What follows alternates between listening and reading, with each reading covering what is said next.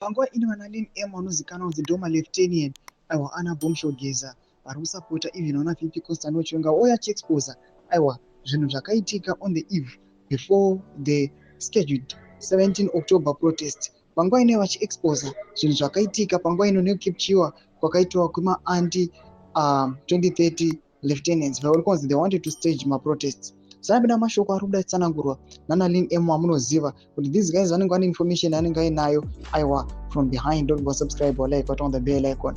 Lin M anobuda achiposta Godfrey Gomwe muri kuona kudanyira chiti guys, mufesa anonzi Godfrey Gomwe was given money by Kubakwashe on the eve of the demonstration. He is being managed by Mupostori Shumba, Julius Mapingura Charumbira. This dude is selling out all the anti-ED 2030 cadets. He is running up and down like a dog on hard to please his new master.